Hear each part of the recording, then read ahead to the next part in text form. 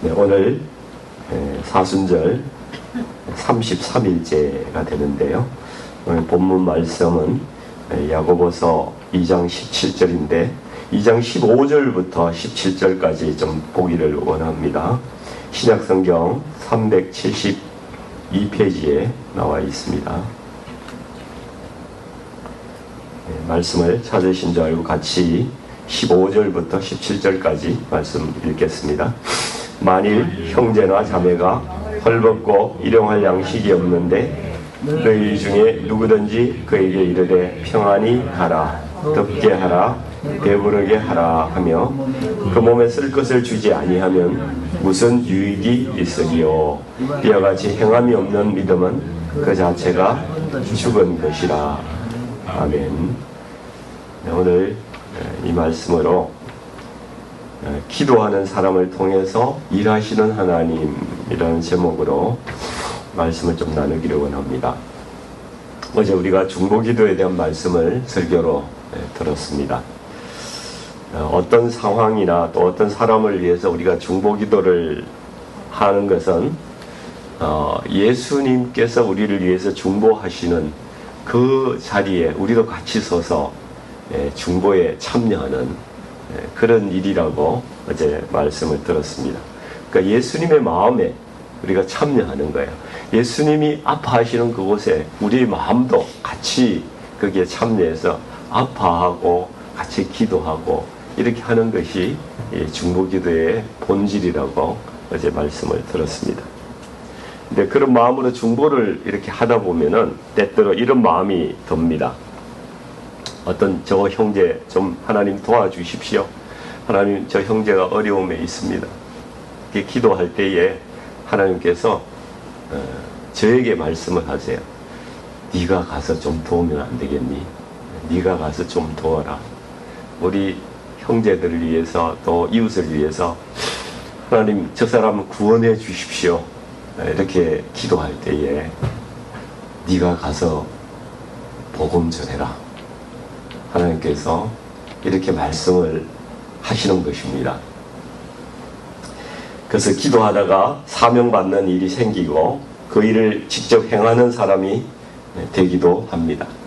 근데 의문이 하나 있죠. 하나님이 직접 하시면 되지. 우리가 하나님께 기도했는데 하나님이 하시면 되지. 왜 꼭 우리를 가서 하라고 그렇게 말씀하실까? 우리가 그걸 좀 생각해 봐야 되는데요. 창세기 1장 26절에 이런 말씀이 있어요. 하나님께서 이르시되 우리의 형상을 따라 우리의 모양대로 우리가 사람을 만들고 그들로 사람으로 하여금 이런 말입니다. 그들로 바다의 물고기와 하늘의 새와 가축과 온 땅과 땅에 기는 모든 것을 다스리게 하자. 굉장히 중요한 말씀이죠. 그들로 하여금 다스리게 하자. 하나님이 말씀하시면요, 그 말씀은 법이 됩니다. 절대로 변하지 않는 법이 되는 거죠. 그래서 하나님께서 사람에게 이 땅을 다스릴 권한을 주신 것은 하나님의 법이 되었습니다. 하나님께서 한번 말씀하시면은 그 말씀은 반드시 지켜지고 이루어지기 때문에 하나님은 우리가 기도할 때도 섣부르게 이렇게 말씀을 안 하세요. 한번 말씀하시면 하나님 반드시 이루셔야 되고 또 그 하신 말씀에 하나님도 구속되기 때문에 그렇습니다. 하나님은 모든 하늘과 땅의 주인 되시지만은 이 땅에서는 우리 사람들을 통해서 일하시겠다고 그렇게 선언하신 거예요. 그래서 하나님께서 다스리라고 하신 말씀은 하나님의 통치를 인간에게 이 하나님의 통치하심을 우리 인간에게 위임을 하셨다는 것이죠. 그래서 하나님은 왕이시고 우리는 그의 대리 통치자의 그러한 그 역할을 가지고 있는 것입니다. 그래서 이 땅에서는 하나님의 뜻이 이루어지려면은 사람이 움직여야 됩니다. 우리가 움직이지 않아야 하면은 하나님의 뜻이 이루어지지 않는다는 것이죠. 오늘 묵상집 두 번째 패러그래프에 있는 내용을 한번 읽어보시면은 그 이해가 더 확실하게 다가옵니다. 위에서부터 9번째 줄인가요? 하나님은 한번 읽어보겠습니다. 하나님은 산속에 철광석을 가득 채워두셨지만은 하늘을 직접 만들지는 않으셨습니다. 대리석을 주셨지만은 성전을 대신 지어주지는 않으셨습니다. 그것은 인간의 수고와 생각을 통해서 완성되도록 남겨두신 거룩한 협력의 영역이기 때문입니다. 네, 그렇습니다. 바늘도 우리 만들어야 되고, 뭐 이렇게 아침에 밥 먹고 파 썰일 때 필요한 칼도 우리가 만들어야 되고, 사람으로 하여금 만들어서 사용하게끔 하시는 영역이 있다는 것이죠. 네. 그래서 구약을 보더라도 하나님께서 직접 일하시지 않고 항상 사람을 통해서 일하신다는 건 사실이죠. 네, 아브라함을 통해서 일하셨고, 요셉을 통해서도 일하셨고, 모세를 통해서 일하십니다. 그리고 사무엘과 다윗과 엘리야 같은 사람들을 통해서 당신의 뜻을 이 땅에서 이루어 나가시는 그러한 하나님을 우리가 성경에서 볼 수 있습니다. 신약을 보더라도 예수님께서 영으로 이 땅에 오시지 않으셨다는 사실입니다. 육신을 입고 이 땅에 오셨습니다. 하나님은 항상 이 땅에 항상 육신을 통해서 일하신다는 사실입니다. 오늘날 교회 시대에도 성령님은 영이시기 때문에 보이지 않잖아요. 우리가 성령님을 보신 분 계세요? 볼 수가 없습니다. 그러나 이 땅에 살아가는 성도들의 삶을 통해서 전도하고 구원하시고 진리를 가르치시고 또 인도하시는 그런 역할을 하고 계신다는 사실이죠. 그래서 오늘 이제 메인 주제인 기도를 한번 보겠습니다. 우리 창세기에서 하나님은 이미 선언을 하셨다고 말씀드렸어요. 나는 사람을 통해서 일할 것이다. 그런데 하나님께서 당신의 뜻을 이 땅에 이루시기 위해서는 사람을 사용하는데 어떤 사람을 사용하실까요? 우리 사람들도 같이 일하고 싶은 사람, 어떤 사람을 찾을까요? 마음이 맞아야 되는 거죠. 같이 내 마음과 네 마음이 같아야, 그래야 뭐 같이 일을 할 거 아닙니까? 하나님도 마찬가지입니다. 말이 통하고 마음이 통하는 사람을 사용하신다는 것이죠. 그런 사람이 누구이겠습니까? 기도하는 사람입니다. 기도하는 사람. 기도는 하나님과 연결되는 대화의 창구이기 때문에 기도하는 사람이어야만이 하나님의 뜻을 안다는 것이죠. 또 하나님의 마음도 기도할 때 우리가 알 수 있는 거예요. 기도하지 않으면요, 하나님의 마음이 우리에게 부어지지가 않습니다. 세상에 처음부터 뭐 특별한 사람이 있겠습니까? 다 발가벗고 그냥 그렇게 똑같이 태어나지 않습니까? 근데 기도하면은 그 인생에 놀라운 일이 생기는데 하나님께서 나를 만지기 시작하신다는 사실이죠. 그래서 하나님께서 내 마음을 이끌어 가신다는 것입니다. 제가 북한 선교단체인 그 순교자의 소리 코리아, 그것을 이끌고 계시는 그 대표가, 이분이 미국 사람이에요. 에릭 폴리라는, 한국 사람도 잘 못하는 그런 일을 미국 사람이 하는데, 이분이 한국인 여성하고 결혼해가지고 북한 선교를 하고 계신 그런 분인데요. 이분이 북한 선교에 참여했던 자기의 과정을 간증하는 것을 제가 한번 들은 적이 있습니다. 이분은 그냥 평신도였어요. 처음에는 특별한 사명의식이 있었던 분도 아니었습니다. 근데 어느 날 교회에서 북한을 위해서 기도하는 시간에 이렇게 기도한 거죠. 하나님, 북한 땅을 불쌍히 여겨 주십시오. 복음이 들어가게 해 주십시오.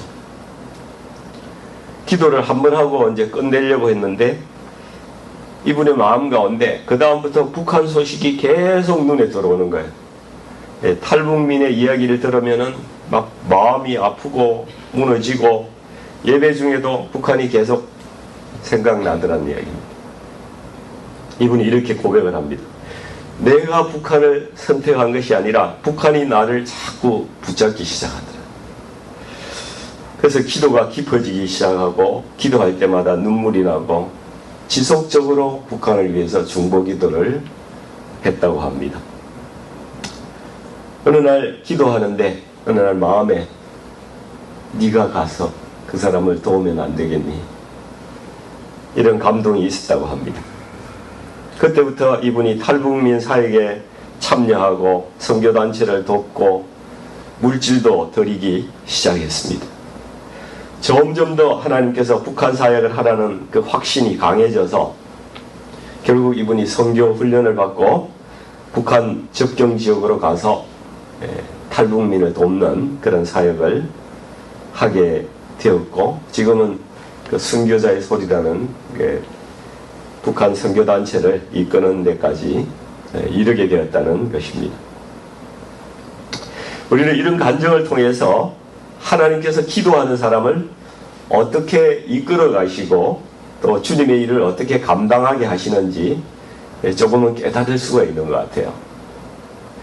첫 번째는 기도를 통해서 우리에게 어떤 마음을 품게 하신다는 거죠. 그 다음에 두 번째는 나를 변화시키고 성장시켜 나가는 과정을 밟게 하신다는 것이. 마지막에는 하나님께서 이루시고자 하는 그 사명을 그 사람에게 맡기더라는 것입니다. 결국 그 사람을 통해서 기도하는 사람을 통해서 하나님께서 일하시는 것입니다. 우리도 이 땅을 향한 하나님의 그 사랑과 그 계획에 동참하는 그런 분들이 되고 싶지 않으십니까? 그렇게 하려면은 지금부터 우리가 기도해야 되는 거예요. 제대로 기도해야 되는 거예요. 중보의 자리에 서야 되는 거예요. 주님의 마음에 내 마음이 같이 참여해야 되는 거예요. 주님이 아파하시는 곳에 내가 그 길을 같이 아파하고 달려가야 하는 것입니다. 오늘 묵상집의 마지막 패러그래프를 같이 읽으면서 오늘 설교의 결론으로 정리를 하고자 하는데요. 밑에서 한 6번째 줄 정도가 되죠. 기도는 하늘의 권능. 같이 한번 읽어보겠습니다. 기도는 하늘의 권능을 땅으로 끌어오는 통로인 동시에 평범한 우리를 하나님의 뜻을 이루는 응답의 대리자로 격상시키는 영적 특권입니다. 기도를 통해 주님의 마음을 품고 이제 당신의 삶으로 그 응답을 완성해 가십시오. 주님과 함께 세상을 일구어가는 기도의 동력자로 담대히 나아갈 때에 당신의 삶에는 하늘의 기쁨이 충만하게 임할 것입니다. 같이 기도하겠습니다. 아버지 하나님, 우리가 기도할 때에 단순히 그 응답을 기다리는 그런 사람이 아니라 하나님의 뜻이 이 땅에 이루어지는 하나님의 동력자로 그렇게 살아갈 수 있도록 하나님 저희들을 인도해 주시옵소서. 우리가 기도할 때 하나님의 마음을 부어주시고 또 우리의 성품도 변화시켜 주시고 우리를 성장시켜 주셔서 하나님의 일을 이루는 자로 저희들을 세워 주옵소서. 기도하는 자리에서 끝나지 않게 하여 주시고 하나님의 뜻을 나의 삶 가운데 순종하면서 행하는 자로 살기를 원합니다. 그래서 이 땅에서 하나님의 나라를 누리며 정말 하나님께서 나를 통해서 일하시는 그 큰 기쁨을 맛보며 주님과 동행하며 살아가는 제가 될 수 있도록 하나님 도와주옵소서. 예수님의 이름으로 간절히 기도드리옵나이다. 아멘.